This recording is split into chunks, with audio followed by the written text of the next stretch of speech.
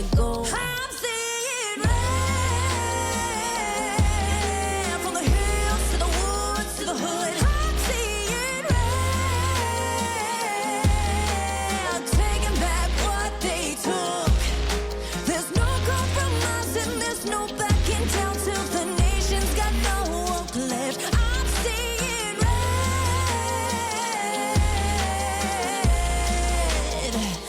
I'm seeing. Hey everybody. No. We are Hey, here what's up? with the Marine rapper. Good This morning. is our second interview with them. We're just gonna roll right into it because we already had a good conversation going before I hit record. So, what were you gonna say? No, I was just gonna say, like, yeah, you gotta, look the part. That's why I came all snazzy for y'all, because I wanted to And look the part. I get to be on you guys' show, and you're wearing my merch, which I really Yeah. appreciate. And So, and the Love cup, it. I appreciate that. Thank you. Thank you. Mhm. We're kind of coordinating too. We got the navy, I know navy we and the didn't even and we navy didn't and the cream. we didn't even plan it. Didn't even plan it. Didn't even plan it. That's beautiful. I love it. I love it, and I Elizabeth just love to is the be. best This is the supporter second time. ever. Second time. Oh, she is for sure.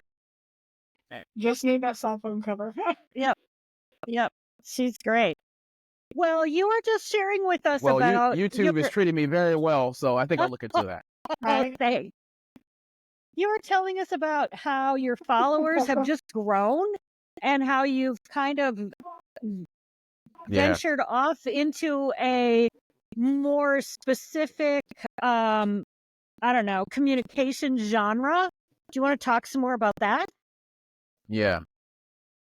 Yeah, it's crazy because I have been able to kind of combine all of my expertise into one, because I just leaned into my journalism expertise. I served 10 years in the Marine Corps as a combat correspondent with infantry battalions over in Iraq and Afghanistan. And my job was to write stories and take pictures and just be a journalist, right? And then so that's what I was doing. But then after I got out, I was like, no, I want to be a rapper, and I just want to, go to school, learn music production, audio production, music business. That's what I want to do. Rap. I don't want to do nothing like journalism. But then I always still did it because in my raps, I couldn't lie, because I was taught in hip hop music, you have to talk about what you know and where you come from, because somebody's going to check you on the street. So if you're talking about something, they're going to check you if you're lying, especially the Marines. If I'm saying I was in Iraq and I did this and I did that, and I was lying about it, I would have been called out. Because you guys saw recently, Governor Tim Walz, the guy who's going for vice president with Kamala Harris, if you say one thing off, it doesn't even matter. Yeah. Even though Tim Walz he was put in the position of command sergeant major, he didn't achieve it because he didn't go to the full school. So he actually didn't, he was frocked really, but he didn't really get it. He kind of like embellished on it. And he didn't really lie, but he didn't really tell the truth either. So it was a lie in the military community, because in the military community, when you get a rank, it's basically saying you did all you can within the Department of Defense to be looked at as a leader in the community. And you stand on the shoulders of everybody who passed away, who died, who wore that rank proudly and authentically. So when you say you got that right, when you say that you got that rank, that meant that you're telling the truth. That means that you're authentic, you're the real deal. So if you're saying you're a sergeant major, the highest rank you could possibly get in the military, that means you are the man. So if you are going around saying you're a sergeant major and you were really a master sergeant, which there's a stark difference, a lot of civilians don't know, it's a huge difference. It's sergeant major and then master sergeant is the rank under it. If you say you are the higher rank, that means that you're impersonating someone who is higher than you. So that's why the military has a big problem with that. So even if it's just one rank away, even if it's one day longer than you deployed, even if it's one more accomplishment or one more ribbon, the military community will call you out. So when I was creating music, I knew if I said I was in a place I wasn't, if I shot one more bullet than I did, they would call me out, because there were Marines that were with me and they know exactly what I'm talking about. So that's why I always go, hey, I was here, I did this. Nope, I'm not a hero. I got all my limbs. I'm nowhere near that guy. I was only a sergeant. I'm not going to say it. You can't do that. You cannot do it. So I've always been a person who infused journalism in my rap music, but I didn't really consciously knew that. I kind of did it subconsciously, being like, oh, I just have to tell the truth. But what I was doing was like making journalism rhyme. And then I just started doing reactions to videos, to music videos, but the music reactions weren't doing very well because my audience that I built was basically a conservative fan base, and people who care about conservative values, and a lot of them are Christian, so they're not going to listen to a lot of mainstream rap because a lot of mainstream rap pushes a lot of debauchery. So if I'm reacting to that, they're like, I don't know why you reacted to that because I don't agree with that because I have a family, etc. And I was like, okay. Then I reacted to something political. Boom. It exploded because people were like, wow, it makes sense. Him talking about tactics of the Secret Service because he was military when Trump got shot. So that blew up. And then my YouTube blew up, and I said, I think my knack is reacting to news and reporting on news. And then that's how I am a journalist today. And the good thing about it is my music is going nowhere because I don't have to ask anybody permission to use their music because I just use my music in the background. So everything worked out in the end. So, but yeah, that's where we're at now. I'm a journalist on YouTube now. Congratulations. You have a What lot a of great videos on niche. there. Thank That you. is fabulous. Thank you. I appreciate it. I think your insights and your hard-earned experience can be helpful to a lot of our listeners for little niches that they're in and things that they're doing. Do you have any more advice about how to succeed and how to reach your audience and what they respond to? Yeah, I will. I just thought of something, and I think I need to make a shirt, and you inspired me, Christine, so I need to give you like some percentage of it, but it's going to say life's a niche. So thank you, Christine. You inspired me. You inspired me. Life's a niche. I love it. Okay. So yeah, I'm gonna send you guys some free merch. But to your question, how do people exploit their niche and find out what their thing is? First of all, realizing that everything is not your thing. A lot of people don't understand that. They try to do this and that. Just because you want to do it doesn't mean you should do it. It does not mean you should be. Oh, I want to be a baseball player, or I want to be a soccer player, or I want to be a dancer. You may be like good at it or okay, but that might not be your calling. You have to realize that just because you make filet mignon doesn't mean that people want filet mignon from you. They may want just a 50-cent cheeseburger from you. And that's how McDonald's was born. You know what I mean? Just because you can do it doesn't mean you should do it.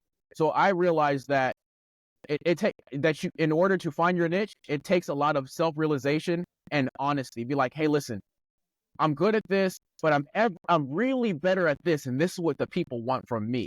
So I realized that people wanted journalism and they wanted storytelling from me. It just necessarily wasn't in the way that I was doing it, because in rap, I tell stories, but people want journalism stories from me, and they like it that I mix the music as well as the humor mixed into it. So when somebody else is looking for their niche, they have to be like, hey, what am I good at? Oh, let me see. Who am I? Okay, I'm a mom. Okay, cool. I live in the East Coast. Okay, cool. All right, what's going on in the East Coast? There's some problems with the schools. Okay, cool. Do they respect me in the community to speak about the schools? Yes. Why? Because I'm a mom. I have kids. Okay, cool. So I should speak on the schools, and I should talk about being a mom, and I should talk about issues that affect the East Coast specifically, because that is what I'm good at. Now, how should I do it? Should I sing? No, I suck at singing. Okay, should I rap? No, I suck at rapping. Okay, cool. Can I do speeches? Do they like me at city councils? Absolutely. They say I give the best speeches. Okay, then that's what I should do. So that's how you kind of like narrow it down on like what you should be doing, is finding out who you are and what people want from you in particular, and listening. A lot of times people do not listen. They talk, but they don't listen. It sounds ironic because I'm jabbing my jaw right now, but it's the listening. It's the listening piece. You have to be like, hey, like keep it. You have to ask somebody who doesn't sugarcoat it. Get around somebody who is not a yes man and be like, hey, honestly, what do you think? Be like, hey, honestly, Elizabeth, like you suck at that. Like, just to be honest. Okay, well, what am I good at? Hey, well, you're good at protesting. I see you out in the streets. Okay, well, let's do that.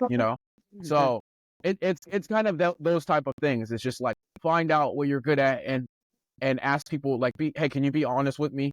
And then your real friends, your real closest family members or whoever it is are going to be honest with you, and they're going to give you clues to figure out your niche.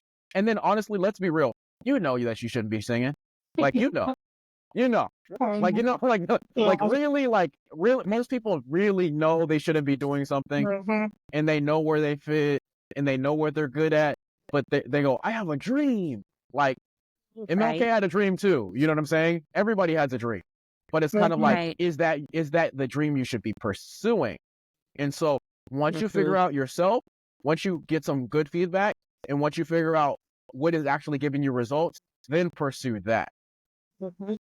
Is that to say that give up on some dream because you want to do it? No, just do it for a hobby instead. Like now I'm so much happier because I make music when I want to. And now the music comes out a lot better because I'm not like, oh, I got to make music to make money. Now I'm making music because I want to. Yeah. Yeah. So that's the answer. It's self-awareness, honesty, and execution and persistence. That's another thing too. Just because you do something one time doesn't mean everybody's going to respond to it. You have to do it over and over again. Before we got on camera, I think, Elizabeth, you were saying, oh, you have like almost 900 videos, like 800 and something videos. Yeah, because I had to keep going. I had to be like, okay, what works? Okay, that didn't work. Okay, now I look at the analytics. Oh, this video is doing well. Why? And then I look at the comments. They're like, we love when you make jokes. Okay, cool. All right. Then I go, okay, they like when I make jokes. Hey, we love when you wore a suit. Oh, really? Okay, cool. Hey, we love when you, and so like what I did was I put everything together that I saw people said they liked, whether it's feedback from family or feedback from your fan base, and listen to them and then put it all together. And they're like, wow, I really love your show. And I'm like, yeah, now I'm getting the validation that they love my show because they said last time that they liked elements and I just put it together.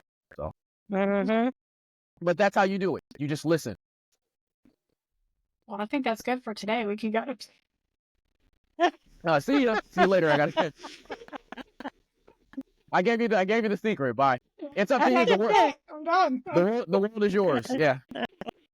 What did G.I. Joe say? Knowing's half the battle or something. Now you know. That's I can't fight the rest of the battle. That's on y'all. Yeah. Well, since you've been following and commenting on the news, give us your perspective on what's happening with the election with Waltz and Kamala, and what are you seeing and what are you hearing people say? We need more Walls, just not Tim Walls. How about that? That needs to be on a shirt.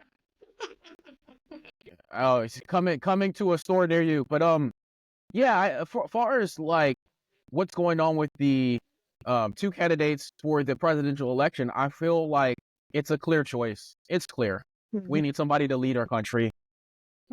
Democrats have had this country for 12 years out of the 16. We've seen the most progress in the 4 years that Trump was in office. Was he perfect?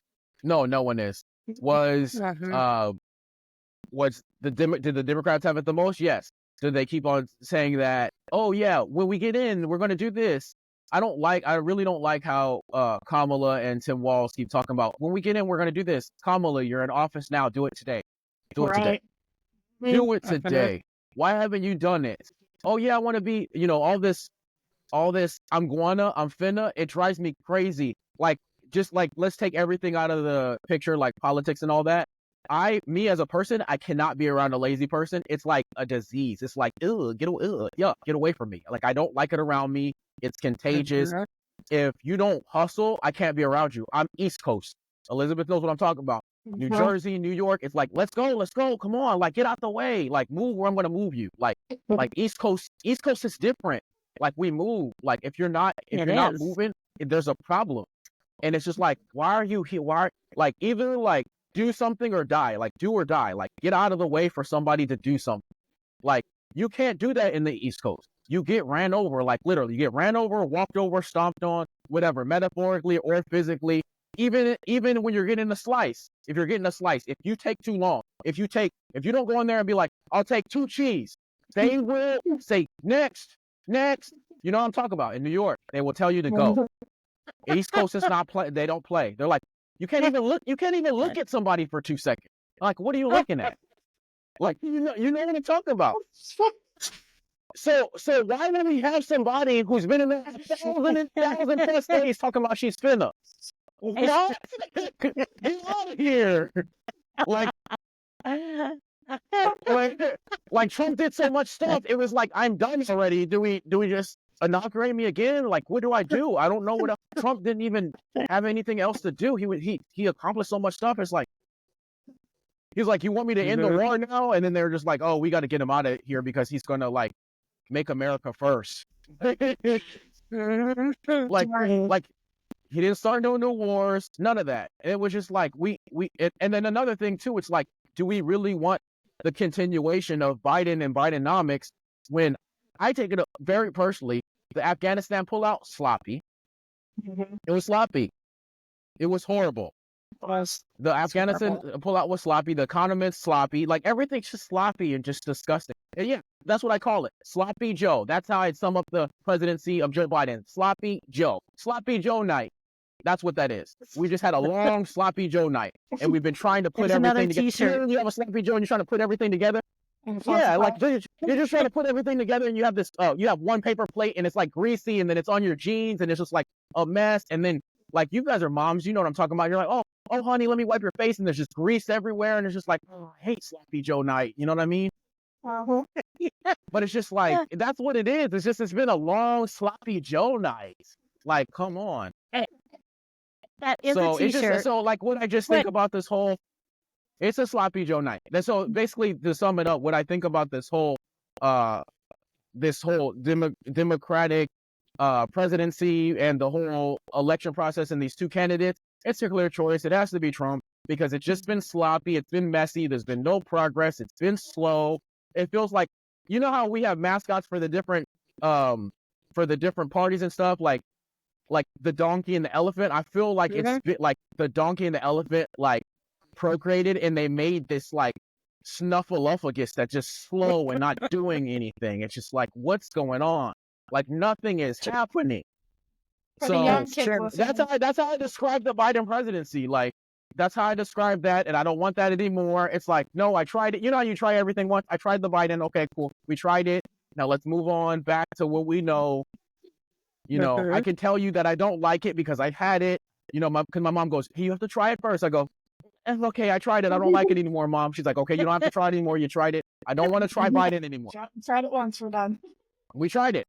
We're good. You know how you tell your kids like, just one spoon, get some try more there. Just try it. All right, Mom, I tried it. I tried it. No more. You know what I'm saying? And then you tell the kid, okay, you don't have to do it anymore. Okay, Mom, Lady Liberty, can we get back to the regular stuff that we like? I like oranges. I like Orange Man. Can we get back to the oranges, please? Yeah. We tried sloppy Joes. I don't want that no more. So I have a question. Kids who don't know snuffleupagus. Oh, you think young kids don't know who snuffleupagus is these days? From about the 80s and 90s, there's a lot of kids. Oh man, that sucks. Go look it up, kids. Go look it up. I promise. Kids, if you guys are watching this, you don't know who snuffleupagus is? Imagine the sloppiest, slow moving thing ever. And covering hair and chest and put some eyelashes on it, long fake eyelashes on it, and just like, and just have it like, and it's the only thing that only you can see it. Only you can see it. And you keep on telling people that you can see it, but they don't believe you. So that's what snuffleupagus is. It's just a slow, sloppy elephant donkey hybrid thing. It's disgusting. Well, that is a great representation for politics these days. I really like that. You know, something that Biden and Kamala have in common is that they have spent their entire career in politics. And I worked for the state of Colorado for a couple of decades, and there's a certain philosophy, there's an attitude being a state employee. And then I think it's on steroids when you're in politics and at the federal level. And I wonder if some of the snuffleupagus problem is because they don't have outside experience and outside advisors, even. You know, they keep their inner circle, so it's all sort of inbred, where Trump comes up with a lot of ideas that are new and shake people up and kind of freak them out a little bit because it's so different. But your experience, having been in the military and stuff, you have an interesting perspective. What do you think about what both Kamala and Biden have brought to the table in that regard? Well, Kamala has brought San Francisco to the White House. Have y'all been to San Francisco? Not in decades. Have you heard about Not San since the Francisco? 90s. There's feces on the street. Yeah. There are syringes on Yeah. the street. There is chaos on the amazing. street. There is crime on the street. There is slime on the street. There is too much time on the street. Like I told you, the rap still is there. The rap is still there. You might get a free Yeah, you shot. might get a free Oh, freestyle. good. But yeah, it's just so Kamala brings that DA, that AG, that lawyer, that suit to DC. That's what she brings. She brings that polished look to it. She brings the politics. Yeah.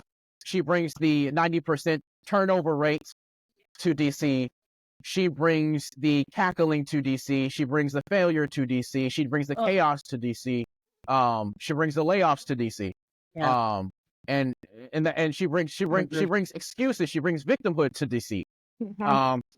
Also, then you combine that when their powers combine. You combine Biden with that. You bring sluggishness to DC. You bring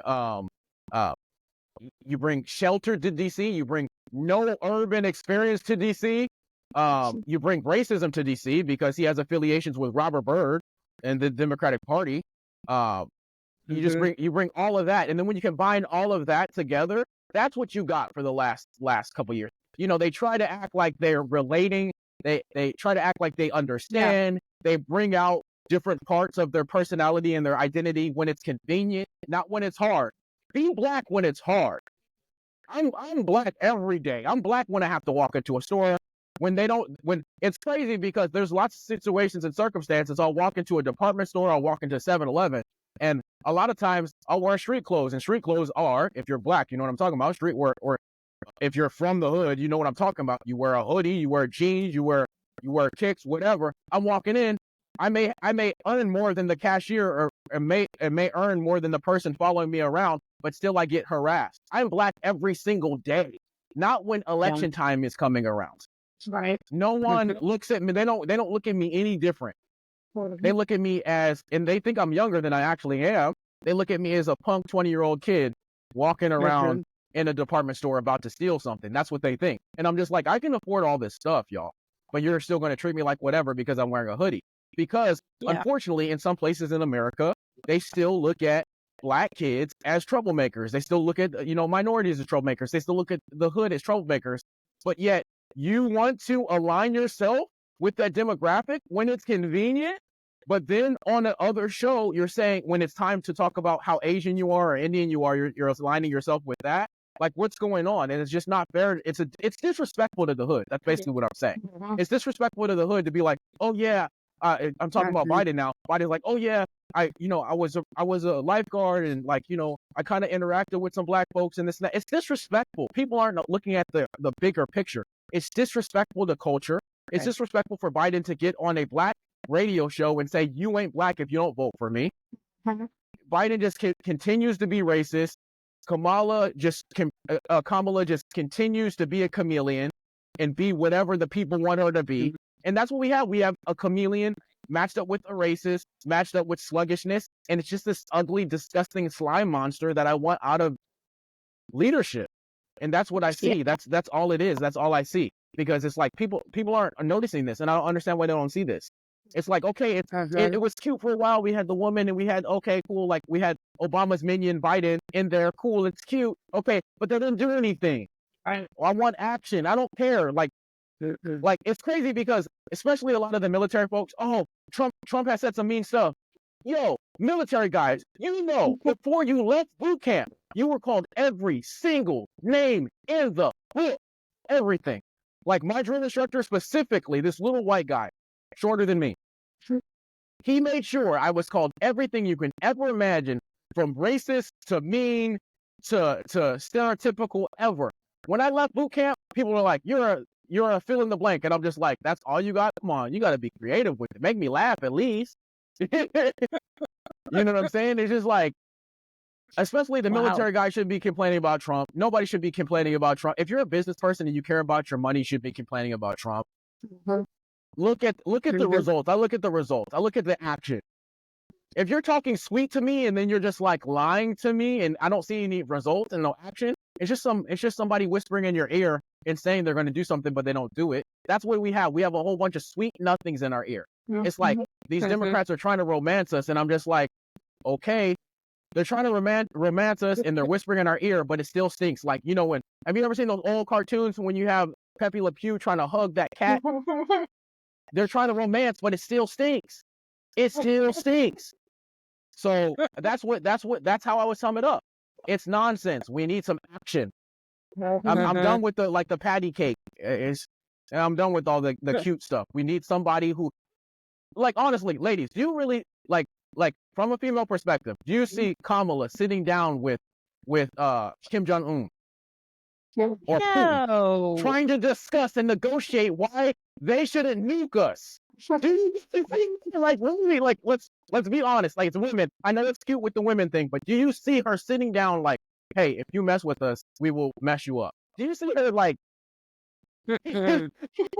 like that's how I think. I go, I don't want somebody who doesn't, and it's not, and the thing is like, it's not just the woman thing, because I would trust like Pelosi character or like a Clinton character, if I'm being unbiased, sitting down. I could actually see them looking somebody in the face and saying that, and I actually believe that, but not Kamala. No.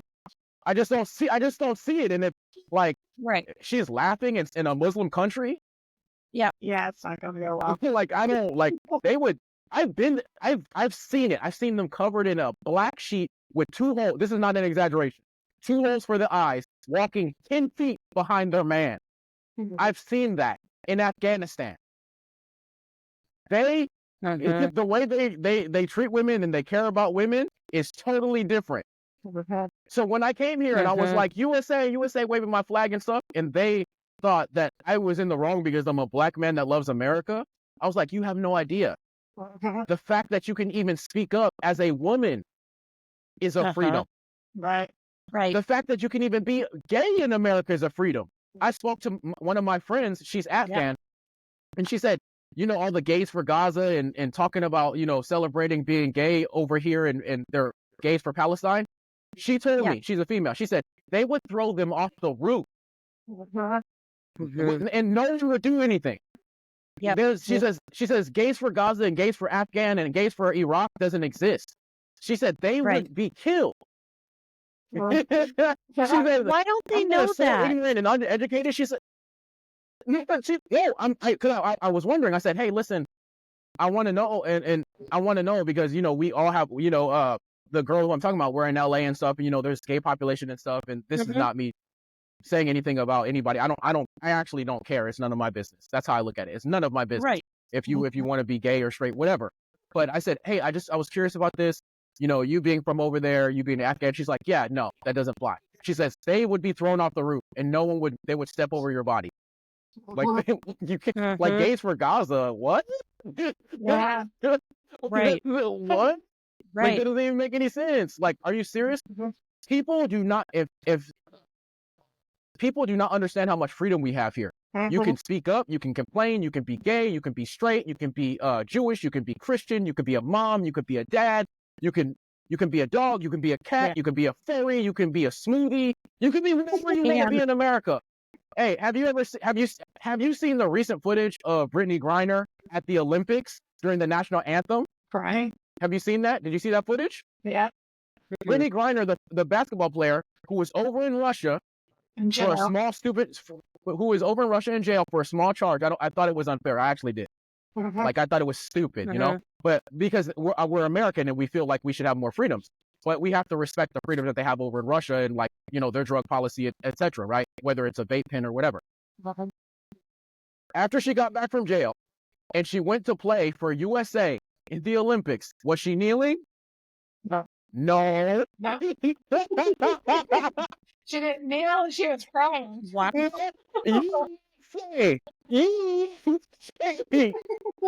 for sure. No. Because and I say this because when you go overseas and you realize how many freedoms America has, you just say all day, Trump 2024, I'm proud to be American, hand over your heart, fried chicken, Levi's jeans, riding horses. You're doing everything, cheeseburgers, pizza, you're doing ice cream cone, baseball, hot dogs, you're doing everything American after that moment because you realize we are so free. We are. They don't care about no women's rights overseas. Voting, what's that for a woman? They're like, I vote you go into the kitchen. I vote you walk 10 feet behind me. That's what I vote. Like, they don't care about y'all. So like, and let alone, and like minorities gay, we don't care. What? That's not your choice. Our choice is you follow God, and that's what you will do, and only you will do. You see them over in Afghanistan celebrating the Passover of power, them driving in all our trucks, flying all our vehicles. They painted it, put all types of stuff on it, just in our face after they killed a whole bunch of our people. Yeah. Do you think they care about you? No. And you think Trump is so sad. I know. Man, no. They will kill you and not think about it. They will they will kill you, step over your body and say next. And then paint.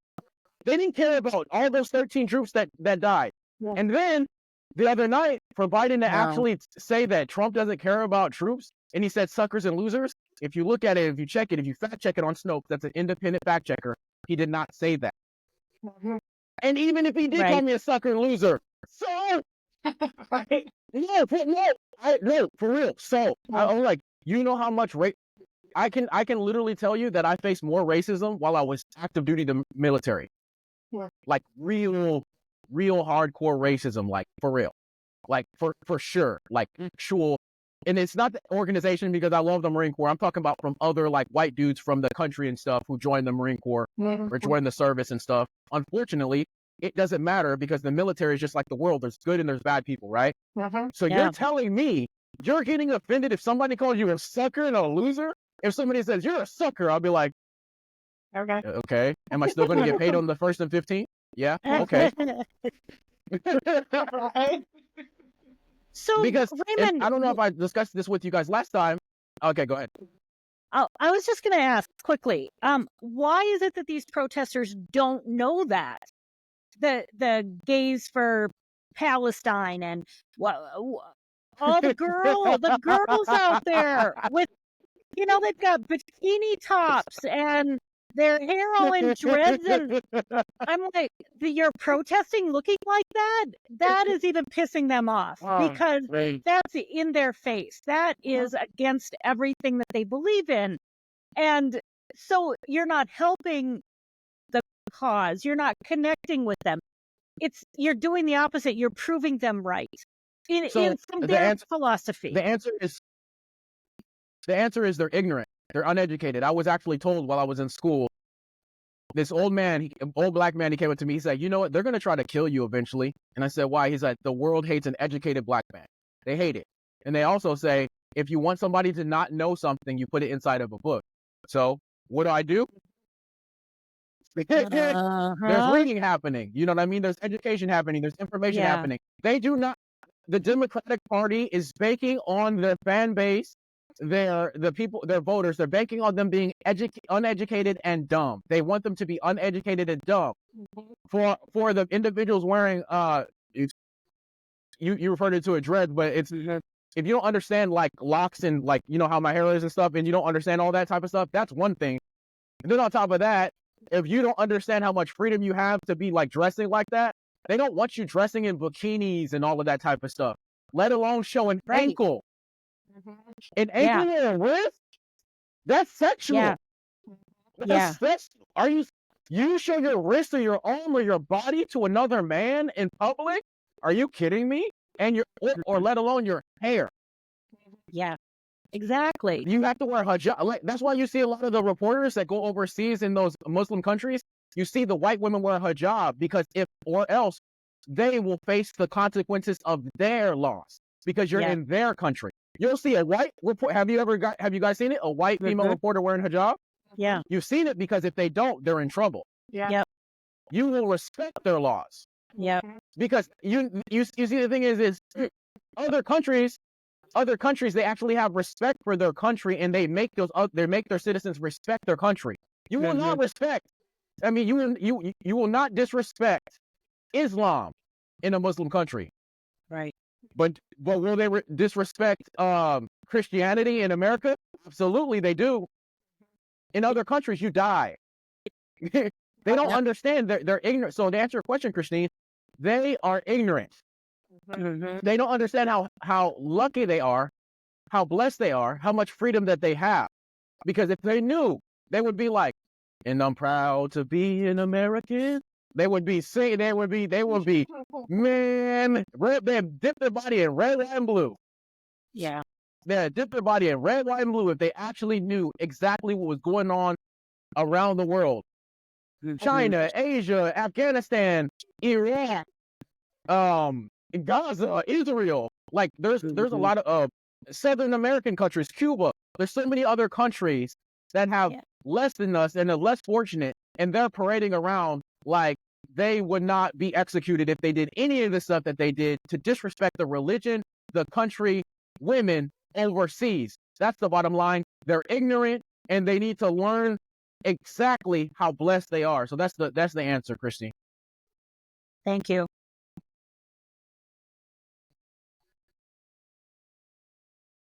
You have a question, Elizabeth? No, I'm kids are being loud in the background, so I muted and banged on the wall. Oh, that's okay. Your kids are lucky too. Your kids are so lucky, Elizabeth. I'm saying in the street. No, overseas in the streets. Yeah. No, you see them getting smacked, all types of stuff, like, and they won't do nothing. Yeah. Wow. Wow. Yeah. Somebody, an elder would smack your kid, and you would do nothing, or you would get hit. Right.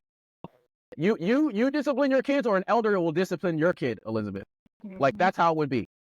Yeah. And you would be like, oh, I guess I should have took care of my kid. When we were talking about the Biden administration and how they were inauthentic in their identification with minority populations, African Americans, what do you see as hope for the future for education, being able to look at those books and read them and learn, homelessness, getting people off drugs, giving them a purpose and a reason for living, a direction, a cause, inspiration, learning discipline or how to focus your energy. What do you see in our future if we could have anything we wanted? I see in our future success if we have a lot more leaders to stand up to let these individuals, especially in the minority communities in the hood, etc., to let them know that they are enough, that they don't need to be dependent. So recently I haven't made it public or whatever because I don't like to make anything kind of like an announcement or whatever. But recently I went sober. And the reason why is because I don't want anything to affect me or to control my mind in a way to where I feel like I'm dependent on anything else other than myself. And that I am my own superpower. So, and not being dependent. So with that said I'm using that as an example as I realize that I don't need anything to validate myself. I validate myself. Anything, whether it's money or being broke or having food or not having food, I should still have the same hustle, the same mindset regardless. No person can save me. Only I can save me. Like you could tell your kid to clean up their room, but their room's not going to get clean if they literally don't decide in their head to do it. You may be a catalyst to make them decide to do it, but only the person can actually do it. So with that said is we need more leaders in these communities to let the people know that they are enough. They don't need to lean on these policies, on these handouts, on these gimmies to validate them, to make them succeed. For example, I grew up on welfare as a kid, but my mom always told me, hey, this is just temporary. This is not a crutch. This is to get on your feet. And that's how welfare is supposed to be. You're supposed to use the welfare from the government and then use that as a resource to get up on your feet. Now, all five of, I have 4 siblings, but all 5 of my mom's kids are very successful. I do social media, I report, I do journalism, all that full time as a full-time job. It pays every single bill. I can afford anything that I want. Me and my daughter are about to go look at any college she wants. I said, any college you want, I got you. She said, I need money for the transcripts and for the application fees. I felt so good because I was able to send it to her right then, immediately. I said, transfer it to your account. But I come from welfare. You see, I come from welfare. I come from the hood. I come from not having. I come from empty stomach. I come from having a pillow for dinner. I come from all that. But my mom planted the seed in my head. She was a leader, and she said, hey, listen, nothing validates you. You may use these things as resources and support, but know that this is just a stepping stone, and you validate yourself. And once I realized that I was enough because a leader told me so, I was able to achieve more and spread the knowledge to other children, youth, other people. So what I'm saying, so the answer is, Christine, is that we need more strong leaders in the hood, not just the hood, everywhere, but we're talking about minorities specifically. Yeah. But we need more leaders in the hood, in the cities, in the country, everywhere, to tell these individuals that they are enough and that hard work pays off, and they don't need to depend on anybody else to tell them what to do or what they need to do or how to validate themselves. Does that mean that they can't have a difference of an opinion or be liberal, moderate, independent, conservative, poor, straight, gay, girl, dog, cat? You can be whatever you want, but as long as it's your own decision, your own opinions, and not because somebody else told you to believe in that way. That's the way I believe in it. You know, me, I'm going to still do whatever I want to do. For example, a quick example is like every single day, I try to master the art of F you or thank you. And what that is regardless if you guys said F you, regardless if you guys said thank you, I'm still going to be grinding. I'm still going to be making money. I'm still going to do what I was going to do today. Yes, I'm wearing a suit here today, but it was because I wanted to wear a suit and because I'm going to do something with my suit and I'm going to do some business today. Regardless, I'm still going to do what I'm going to do. No one's going to stop me. I look at myself as a train. I'm a train and I'm going to a destination. If you get on, you get on. If you don't, you don't. Oh, well. I'm not going to slow down because somebody called me a sucker or a loser. I'm going to keep going. Yeah. Serious? I'm going to let you stop me from making money or providing for my family because you called me a name? Because you said I have to be on welfare? Because you say because you said I'm a victim? No, pass. Yeah. Pass. I'm still going to where I was going to go, whether you said it or not. Yeah. So that's what we need. We need individuals who have that mentality that they are enough, that they are a leader, and that they need to lead others and their families. And they will, and from that point, we will have better generations, and so on and so on. So that's the answer, Christine. Thank you. And I also think that there's a place in the middle that we can meet. And my point of view is, I think we were on a good track until Black Lives Matter and all this stuff blew up. And I think that's been more divisive racially than it has accomplished anything for, the Black movement, because there are more people that are judging and pissed off about it. They see on TV these gangs going in and breaking into stores and stealing stuff. All those kids, almost every single one of them are African American. So now we're back to where we were, 50 years ago, where everything that we saw on TV was the image of Black men that you should be afraid of. And psychologically, that's really real. That really is real. And I think there's a place in the middle where I still think there is something to white privilege, and that we do have a responsibility to understand where the folks that are not like us are coming from, what their experience has been, and what we can do with that understanding, to give everybody a chance.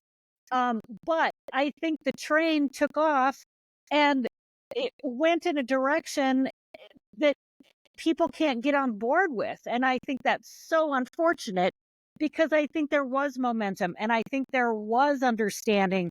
And I don't think people were as racist as you said. You experience it all the time. I worked for 15 years. My supervisor was a Black man, and he told me countless experiences that he had, like similar to yours. But doggone it, I'm pissed off that now we've got to make up for all that, all the progress that we had made. Yeah, exactly. I really feel that I agree with you to an extent. I do feel like these problems do exist. I want to say Yeah. that these problems absolutely do exist. But to let a problem or a past occurrence or altercation affect the way I operate on a daily basis because, somebody was racist or somebody was hateful, and I slow down my whole day of making money for my family, that makes no sense to me. For me, it makes no sense. So, like, if someone on the street calls me the N-word, I'm not going to be like, oh, okay, someone called me an N-word, so I need to slow everything down I need to slow everything down because I feel like people are racist towards me. No. That happened. Okay, cool. I'm not going to ignore it. It's in my head. I know there's some racist white folks out there, but I'm not going to let that slow me down in my progress and moving forward. Also, I want to say that I do feel like we need to have more understanding about different cultures, but not just white people about Black folks about white people too. Because when I first started understanding how white folks are, a lot of white communities and white homes, y'all don't talk about racism. That's not y'all reality.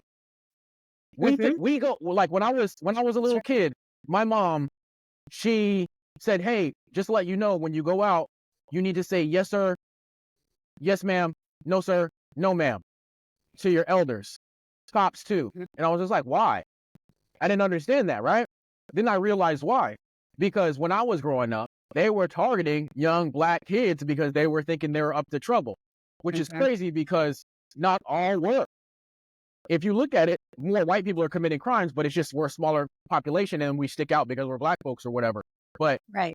because of that, my mom was like, hey, be careful. You need to be above reproach. It doesn't matter what anybody thinks. You still need to be, quote unquote, well-spoken. All my life, I was told I was well-spoken. And I was just like, what is that supposed to mean? And I knew they were saying it well-spoken. They didn't finish the sentence. Well-spoken for a Black person. That's what they were saying. And I was like, I didn't understand what that meant.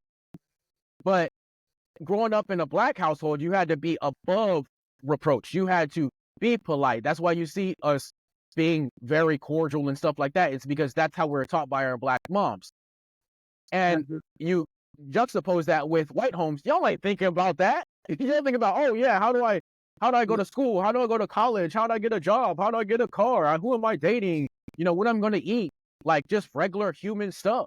Before we could even get to that point, Black folks are on defense. Yep. Defense.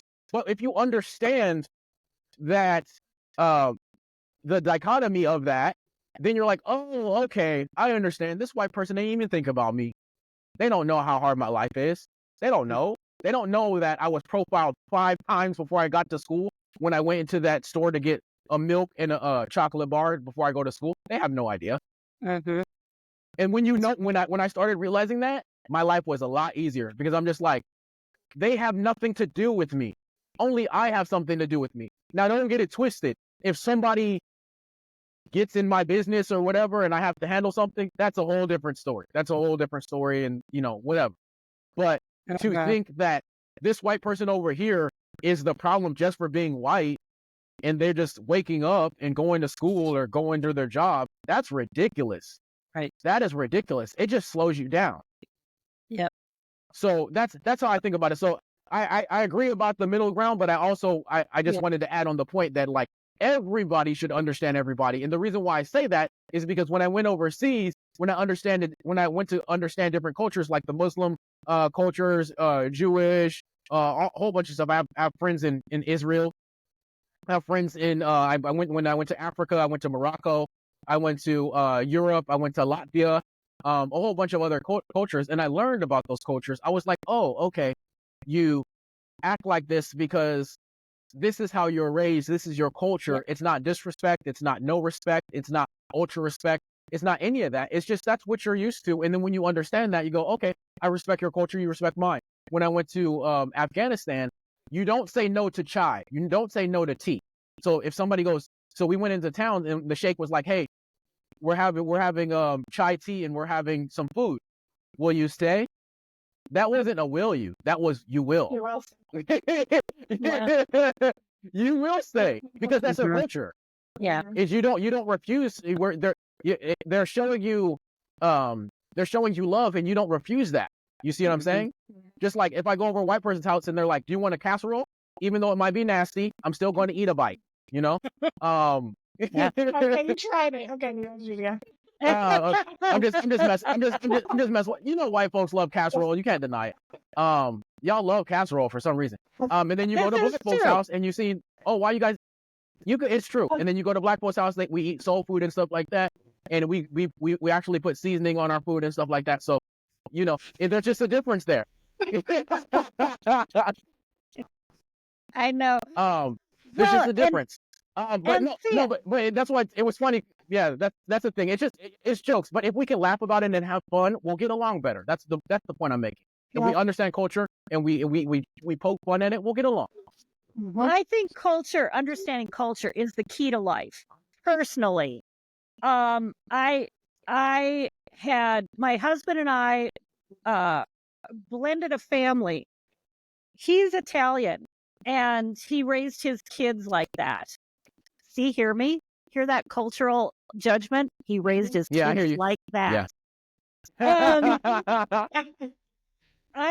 racist. See, I'm from the Midwest, Scandinavian. Hey, Christine, we have a whole different culture. Christine, but my favorite food. Christine, but my favorite food, other than soul food, is lasagna. Oh yeah. Okay. It's lasagna, and then in my top 10 on the side of that is that raw like salmon Scandinavian Triscuit thing that you guys do with the dill and stuff. Oh, yeah. I like that too. Oh yeah. Well, the lasagna is almost a hot dish. Let's be real. It's all in a pan. But when we were blending our families and we had our you're talking about you're calling it a casserole. Okay, listen. Okay. You got me there. I do like a casserole. I do. But when we were blending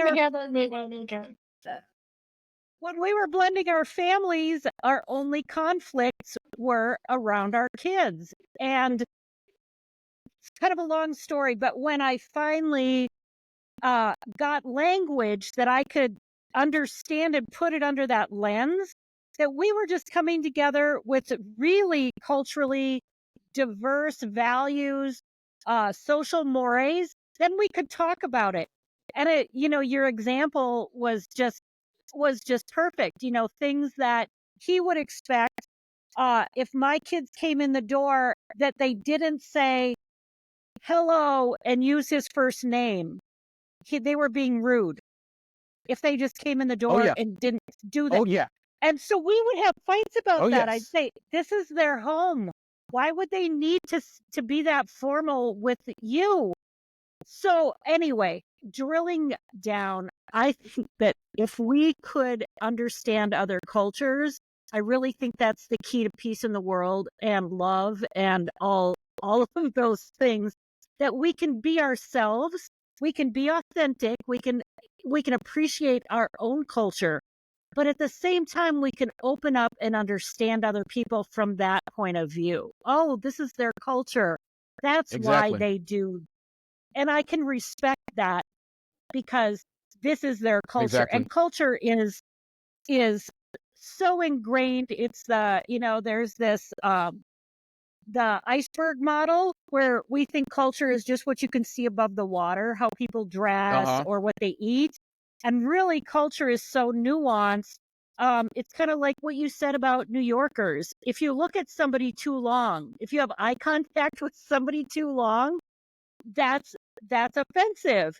That is culture. That is something that's one of those things that it's hard to describe exactly what's wrong, but there's something that's really wrong. It really gets to you. So, great point. I agree 100%. We just solved the world's problems. Yeah, we did. We solved it. We solved everything. Yeah, and what I was gonna say is my mom, just really quick. My mom, the first time you see an adult, an elder, they could be 1 year older than you. If you see an adult or an elder the first time, you must say good morning, good afternoon, good evening, Miss Christine, Mm-hmm. Miss Elizabeth, Mr. Yeah. Rank. You have to. It's a must. If you don't do it, you're disrespectful. So I was a Yeah. little bit looser with my daughter, and so I'm just like, okay, whatever. I'm not going to be on her because the thing is, it's like I'm out there. I am a disciplinarian, so if I have to say something, I want the hammer to come down really hard, right? But like I let the women kind of like talk or whatever. But like if I see somebody disrespect my mom, so there was a time, I'll tell you a story, like my daughter, she came in the room and didn't say anything to my mom, right? And so I was like, hey, did you say good morning to grandma? And she's like, no. And I said, and I've learned over a while to be a little bit more patient. I go, hey, did you see her? She says, yeah. I said, so I was just like, you saw her, you knew she was there, and you didn't say good morning. Now I lose it. I was like, if she didn't see her, if you know what I mean, if she didn't see her or she didn't hear her, because my mom, she said good morning, and I said, did you hear her? Yeah. Did you see her? Yeah. Then I lost it. That was my gauge. So I'm just like, she's old fashioned. She likes to miss. Hey, hello, ma'am. Good morning, ma'am. You don't say that. I just if you haven't seen them in the morning, the first contact, she doesn't expect every single time. That's how my mom is. She doesn't go when you walk in and walk out. Not every time, but just like the first time I see you. Hey, Miss Christine, how are you doing? I'm good. Okay, cool. I'm gonna go do my thing, and then I can come back in and out. I don't have to say nothing. But like that's our culture. Right. Like so, like when you said that, I was like, yeah, that was regular in my household. Yeah. Yep. I think that would solve the world's problems for sure if we got better at that. So my 2 cents, and I've said this for a long time, but you're not gonna solve racism by legislation. It's generational. I'm teaching my kids not to be that way. They have classmates that are Black, and they don't see them like that. They see them as their classmates and their friends, and they don't have that difference. And as they get older and they do notice, it still doesn't matter. It's still the same person they've grown up with. It's still the same person that they play with, that they hang out with, that they want to do things with, because that doesn't matter to them. Because that's my responsibility and my husband's responsibility to teach them that, to make it not anything, big. And also I do season hamburger meat in lasagna.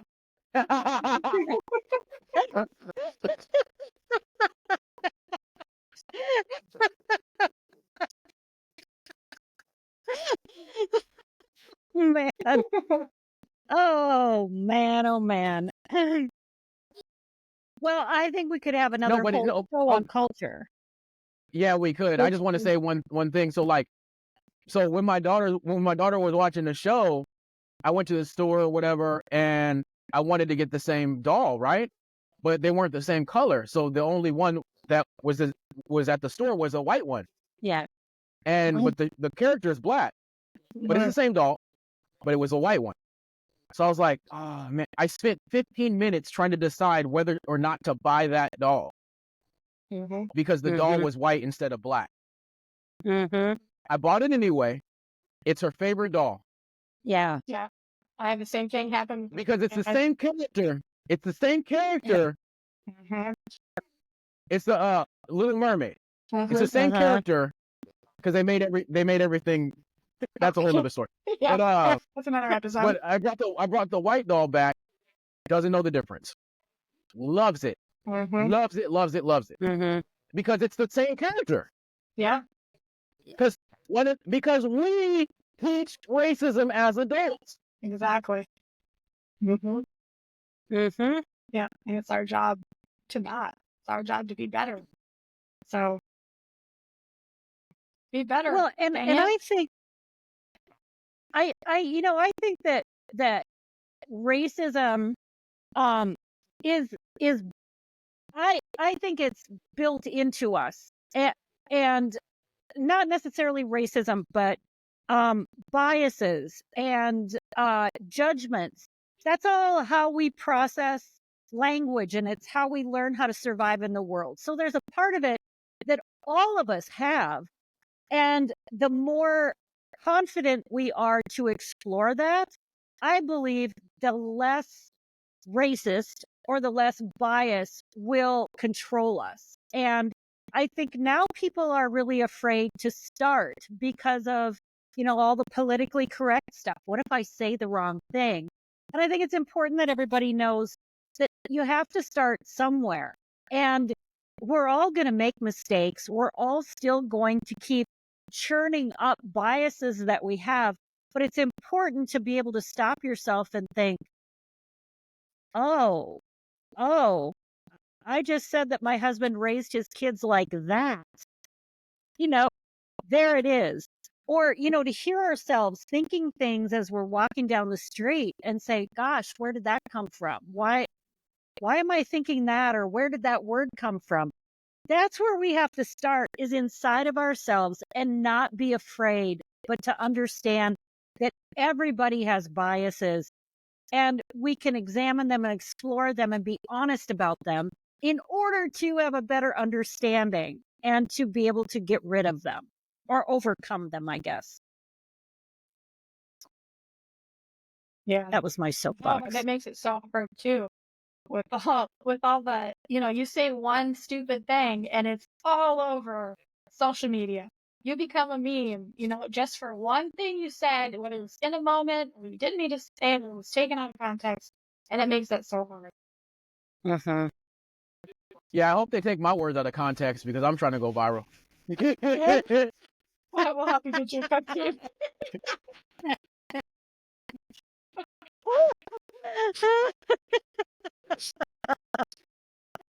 Oh man. Well, this has been fantastic.